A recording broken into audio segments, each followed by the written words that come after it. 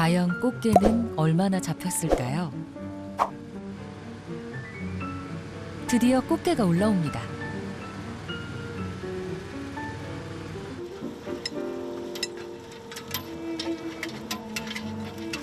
그런데 간간히 쓰레기도 걸리네요.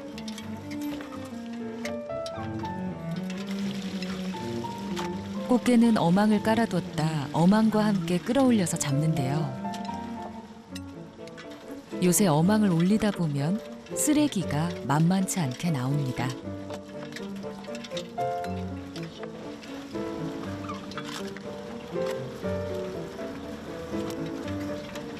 쓰레기 다 밖으로 빼라, 쓰레기. 쓰레기 때문에 더 고역인 꽃게잡이. 꽃게가 올라오는 만큼 쓰레기도 함께 늘어납니다.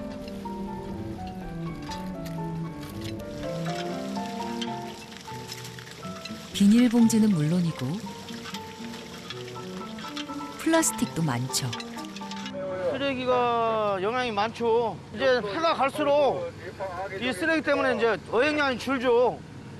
가장 좀 잘 잡히던 시절과 비교하면 뭐 어느 정도 줄고? 장비나 이 어구 이런 거 비교하면은 한 예전에 비해서 한 30%밖에 안 나오는 거예요. 안 그래도 올해엔 어린 꽃게의 분포도가 낮아 서해 인천 해역의 어획량이 감소할 것으로 예측하고 있습니다.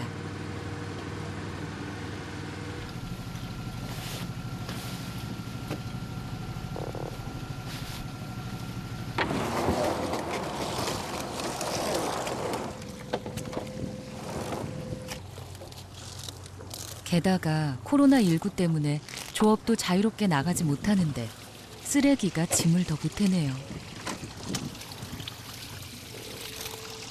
오라는 꽃게는 안 오고 페트병과 폐그물이 자리 잡은 어선. 꽃게 그물에 쓰레기가 많이 걸려오는 거 볼 땐 좀 심정이 어떠세요? 어민들 스스로가 그걸 버려가지고 그렇게 바다를 이렇게 막 망쳐놓고 있으니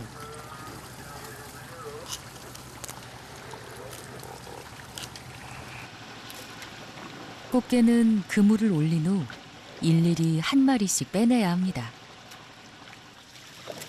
이 과정에서 그물이 많이 상하죠. 한번 쓰고 나면 다시 쓰기 힘든 게 꽃게잡이 어망입니다. 또 꽃게를 양껏 잡으려면 예전보다 훨씬 많은 그물이 필요한데요. 옛날에 비해서 한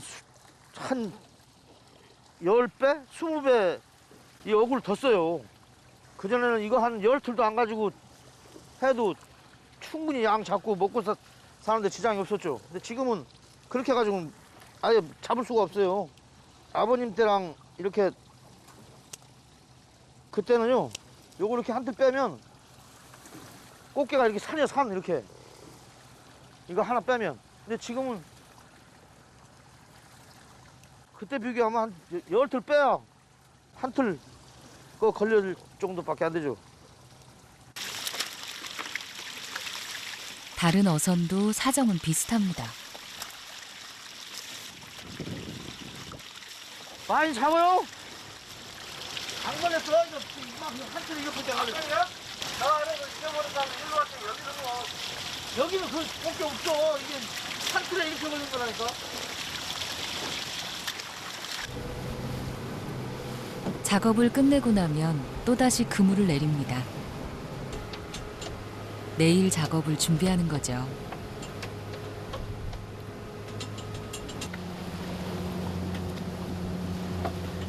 가을 꽃게철엔 매일 바다에 나와 이렇게 작업을 하는데요.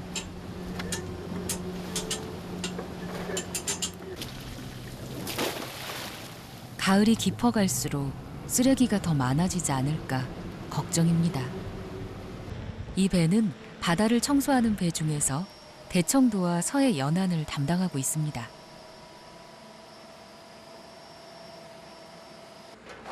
갈고리 준비해놓으니까. 대형 갈고리를 이용해 쓰레기를 건지는데요. 갈고리로 바다 밑을 긁어 기계로 끌어올리는 방식입니다.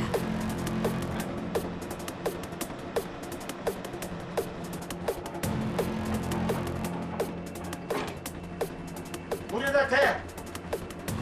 물에다 대. 물에다 대야 갈고리가 왔다 갔다 하니까 물에다 대라고. 풍향이나 파고에 따라 시시각각 얼굴이 달라지는 바다. 바다 한가운데서 쓰레기를 줍는다는 게 생각처럼 쉬운 일은 아닙니다.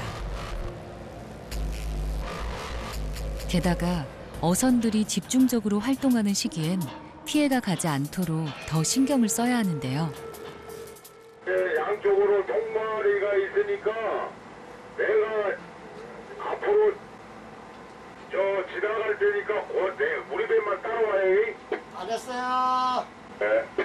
이게 확 꺾어갖고요. 우리 배 한번 다시 한 번만 쫓아와봐요.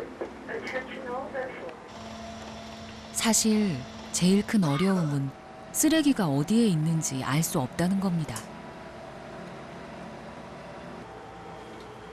그래서 어장의 위치를 잘 아는 어민들의 도움을 받아 쓰레기를 찾곤 하죠. 와이어를 집어넣고 끌면은 한 15km, 16km까지도 우리가 올라가요. 그 미만까지도. 그랬을 때 이제 올리면은 이제 통발이 몇 개짜리도 올라오고 무겁게 걸리면은 여러분들도 알아요. 이 배가 뒤로 딴짓해. 그리고 이거 크다. 그 올리면은 그건 한 10톤 이상 되려고.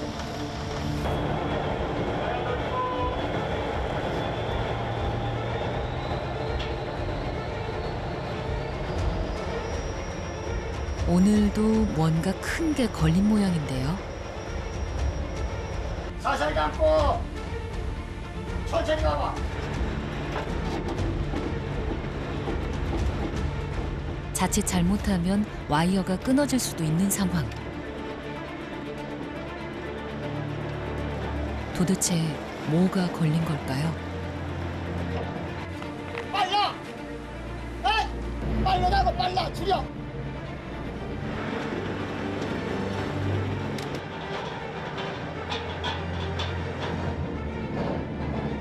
잠시 후 모습을 드러낸 건 다름 아닌 폐그물. 수업해! 빠져나가! 수업해! 수업해! 왜? 가만! 기계를 잘못 돌리면 다 잡은 쓰레기가 빠져나가기도 하죠.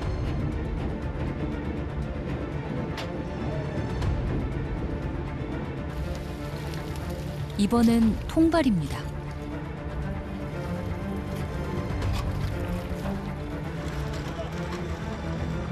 통발과 밧줄이 뒤엉켜 거대한 쓰레기 더미가 되었는데요.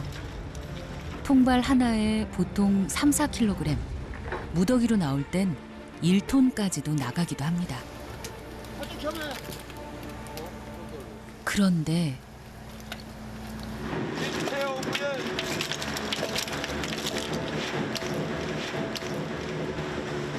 이 고기가 들어가갖고 다 죽는다고. 물고기며 꽃게, 통발 속에 갇혀 있었나 보네요. 이게 들어가가지고 조금 있으면 먹을 게 없으니까 다 죽는다고. 여기 이 폐옥구가 이렇게 많은 게 폐옥구를 빨리 걷어내야만이 고기 씨를 안 말인데 이 안에 들어가갖고 또 죽고 다른 고기가 또 들어가서 또 죽고 이렇게 된다고. 이게 죽으면은 이걸 빨아먹으러 또 들어간다고. 그 죽고 이렇게 빨리 폐옥구를 건져내야만이 그나마 어종을 보호할 수 있는 거예요. 폐 통발이 결국 바다 생물들의 무덤이 돼버렸습니다.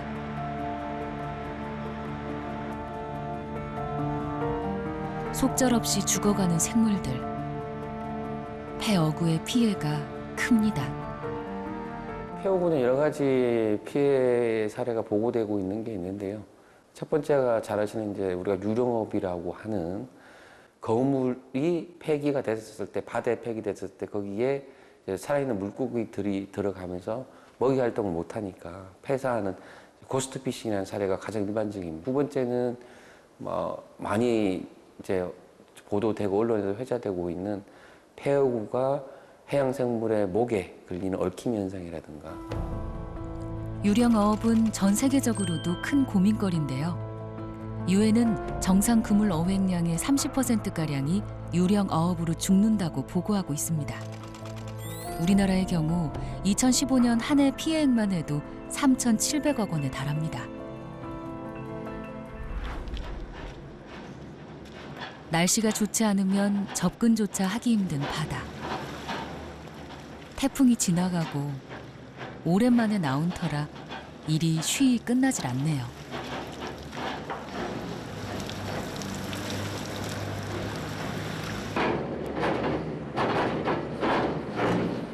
우리나라에선 매년 4만 3천여 톤 정도의 폐어구가 바다에 버려집니다. 승용차 4만 대가량 묻혀 있다고 보면 되는데요. 이렇게 되면 어장 전체가 망가지는 건 불보듯 뻔한 일이죠.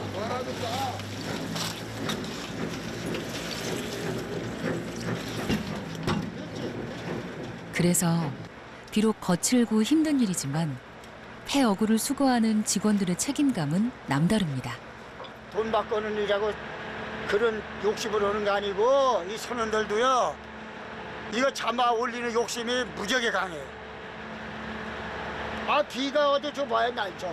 사장님이 뭐 시키는 건 아닌데도 강하죠. 그거 없으면 우리 한국 사람 아니지. 이걸 가지고 들어가면은 또 그분들이 와서 선장님 고생했다. 그래 그거야 바로. 그 소리를 들으면 아주 마음이 참 좋죠.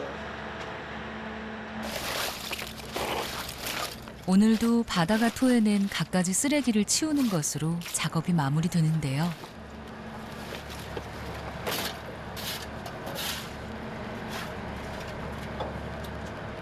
하지만 여기서 끝이 아닙니다. 이 배는 하루에 적게는 2, 3톤에서 많게는 20톤가량의 쓰레기를 수거하는데요. 크레인으로 이 쓰레기를 육상으로 다 옮기고 나야 비로소 작업이 끝납니다.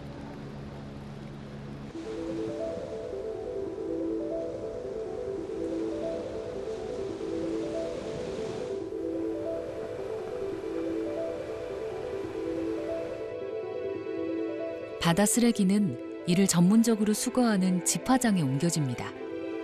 하지만 아직 전국적으로 집화장이 부족한 상태입니다.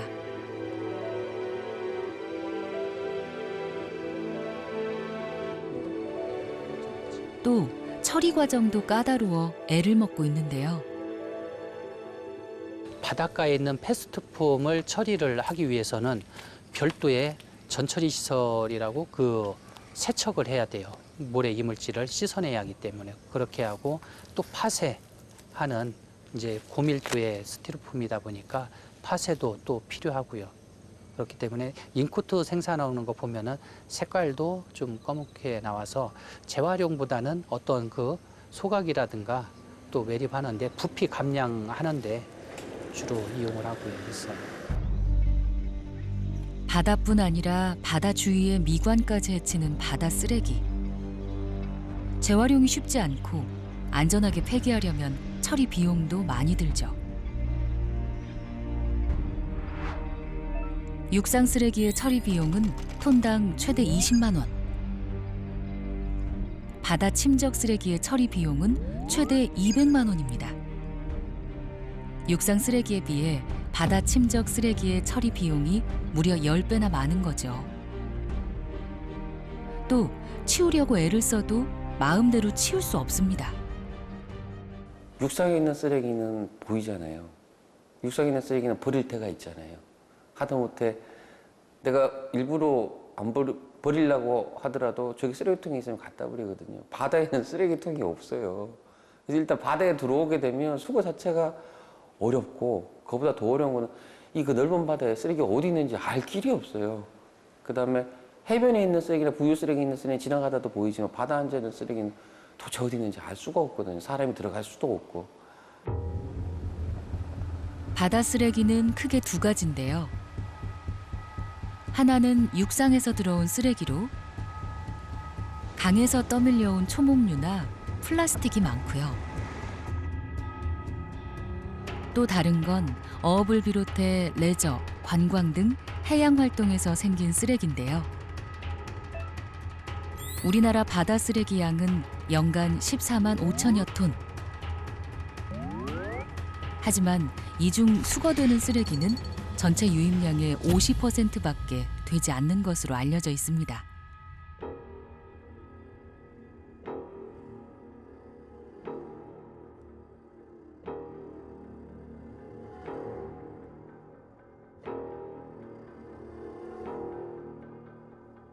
어디서 왔는지, 어디로 가는지 알 수 없는 바다 쓰레기. 그 때문에 병이 드는 건 비단 바다 속뿐만이 아니겠죠. 청정하기로 둘째가라면 서러울 정도였던 서해 북단의 섬 대청도. 요즘 이곳 주민들에겐 쓰레기를 줍는 게 일상이 되어버렸습니다. 그물에 엉킨 초목류는 기본이고요.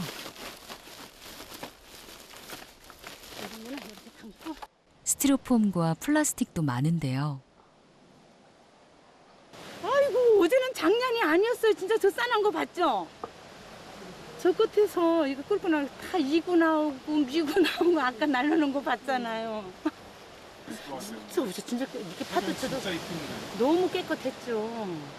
근데 지금 세월이 좋다 보니까 이 수출입구가 안 생겼나, 뭐 이 플라스틱 깡통이 안 생겼나. 그러니까 이런 걸 많이 이제 또 그냥 편하게 먹으면서 살다 보니까 이런 게 또 우리한테 또 오염으로 되네요. 잘 먹고 잘 사니까 이게 오염이 돼요. 쓰레기를 줍다 보면 별의별 게 다 있습니다. 와, 오늘은 유아용 카시트까지 나왔네요.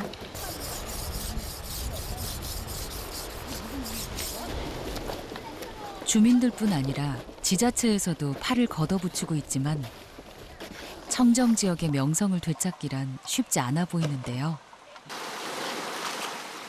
이 섬에서 가장 큰 문제는 바로 중국 쓰레기입니다. 지리적으로 중국이 가깝다 보니 이곳까지 쓰레기가 밀려오곤 하죠. 어민들은 분통이 터집니다.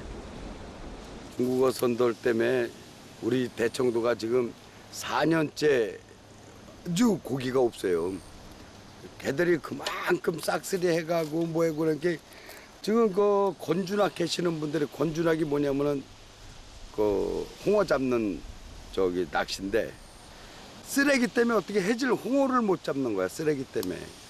그게 이제 서쪽으로다가 많이들 나가서 조업들을 했는데 그 뭐 중국 애들이 잠진 게 그 쓰레기가 낚시에 홍어가 걸리는 게 아니고 전부 중국 애들이 버린 그 쓰레기.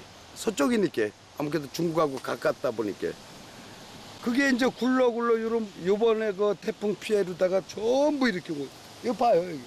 엄청나잖아요.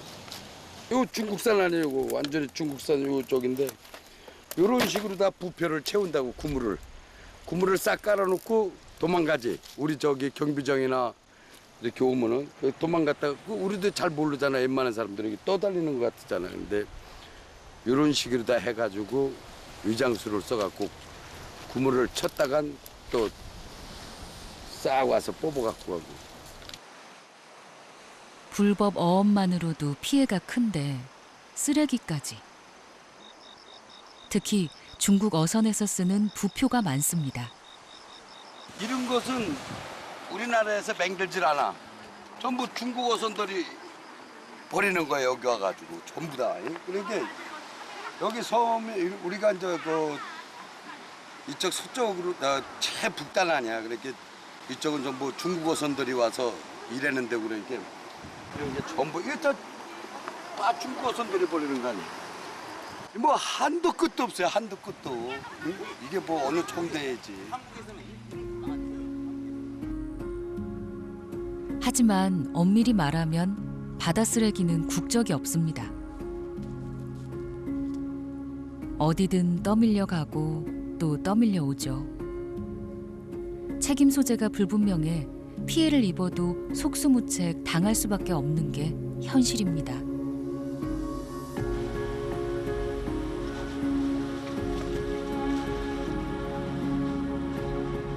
바다 쓰레기의 피해는 아주 광범위합니다. 울산의 장생포항은 태화강에서 흘러온 쓰레기로 몸살을 앓고 있는데요.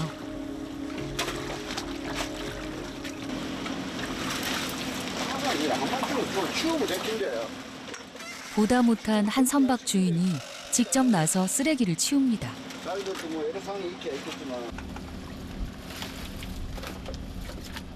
무슨 사연이라도 있는 걸까요? 속상하지. 지금도 아까 요래도 나가다가 엔진이 정지돼가 또 왔다 아닙니까? 끝이 왔다 아닙니까? 또 하나도 지금 해가지고 싹싹 지금 오고 있어요. 물이 안 가니까 온도가 올라가니까 엔진이 죽음이거든요. 엔진 투엔진이기 때문에 한 5천만씩 날아가거든요.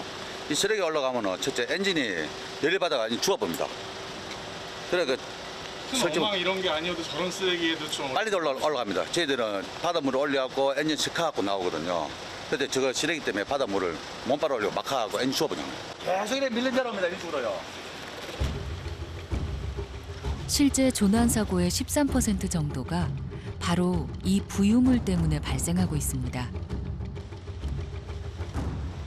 그래서 전국의 주요 항만에서 22척의 청항선이 활동합니다.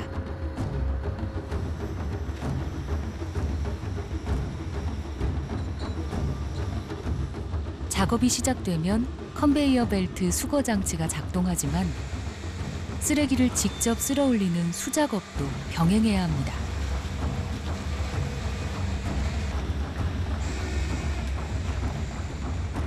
바닷속에 있는 쓰레기와 달리 부유 쓰레기는 한눈에 다 보이죠.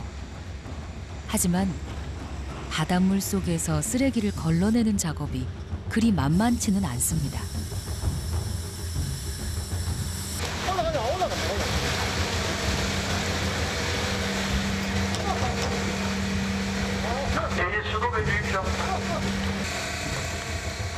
가까스로 쓰레기가 올라오기 시작하는데요. 걷어진 쓰레기는 주로 플라스틱과 초목류로 육상에서 강을 통해 바다로 흘러들어온 것들입니다.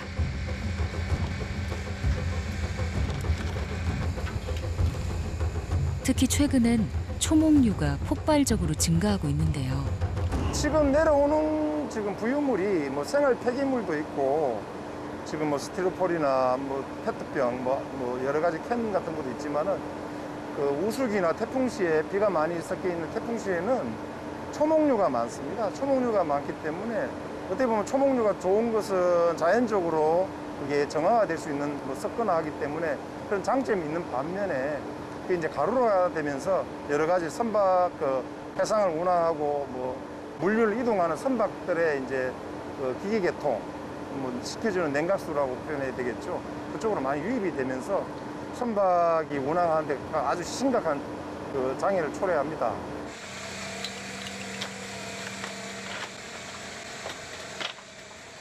보통 청항선 선원은 4, 5인 정도. 사시사철 모진 바닷바람을 맞으며 구슬땀을 흘리고 있는데요. 무겁기도 무겁고 지금 잘 안 쓸려 올라가가지고 되게 많이 배고먹고 있습니다. 이렇게 힘든 과정을 거쳐 처리되는 부유물 쓰레기. 그 양은 전국적으로 연간 4천여 톤 정도입니다. 하지만 육상에서 만들어지는 바다 쓰레기는 연간 10만여 톤. 쓰레기 발생을 원천적으로 막지 않는다면 바다 쓰레기의 위험에서 벗어나기란 그리 쉽지 않을 것 같습니다.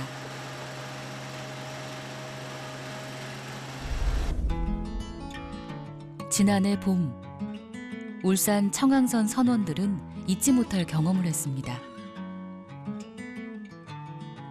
폐 그물에 걸린 바다 거북을 발견한 건데요.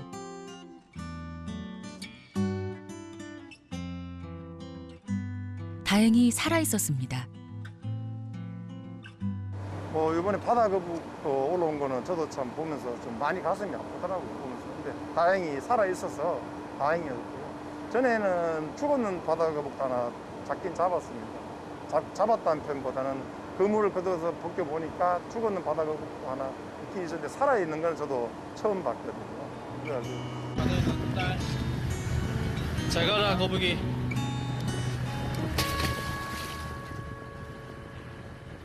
그물에 걸려가지고 바다 거북은 세계적인 멸종 위기종입니다.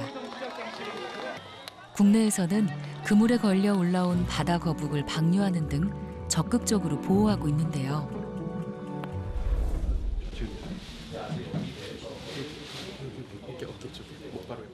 국립생태원은 2017년부터 사체로 발견된 바다 거북 49마리를 부검해 왔습니다.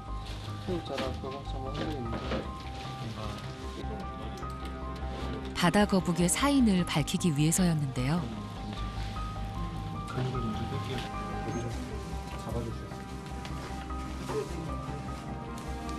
놀랍게도 그 속에선 포장지, 끈, 낚싯줄, 비닐 등이 잔뜩 나왔습니다. 49마리 중 40마리에서 1,500여 개의 플라스틱 쓰레기가 검출된 것입니다. 인하대 김태원 교수 연구팀도 지난해 겨울 참고래를 해부했는데요. 사체로 해상에 떠 있었던 고래는 길이 13m, 무게가 12톤에 달했습니다. 과연 부검 결과는 어떻게 나왔을까요? 얼마나 플라스틱이 나오는지를 확인을 해봤습니다. 그 결과 대략 45개 정도의 플라스틱이 발견이 됐고요. 예, 위 안에서 발견된 내용물들입니다. 지금 보시면은 여기에 낚싯줄도 있고요. 낚싯줄의 문제는 이게 낚싯줄이 굉장히 긴 게 그 위 안에 들어가다 보면은 위에 잘못하다가 바깥으로 이제 나오는 과정에서 오히려 엉켜가지고 내장이 꼬이는 방해를 한다든지 이런 그 장기에 손상을 가져올 수 있는 아주 위험한 물질 중에 하나입니다. 이 참고래가 나이가 거의 젖대고 난 다음에 얼마 지나지 않은 그 시점에 발견이 된 겁니다. 그 위에서 대부분의 내용물이 발견이 되지 않았고 플라스틱만 이렇게 남아 있는 게 이렇게 발견된 걸 보고는 굉장히 이제 충격적인 결과라고 할 수 있습니다. 해양 포유류들은 바다 전체로 볼 때 가장 상위 포식자들이거든요. 그래서 상위 포식자들이 플라스틱이 몸속에서 이제 발견이 된다는 거는 사실 인간도 상위 포식자라고 할 수 있죠. 우리 인간에게도 어떤 영향을 미칠 수 있다, 플라스틱들이. 그런 의미를 좀 가지고 있다고 얘기를 할 수 있겠습니다. 처참하게 죽어간 바다 생물들.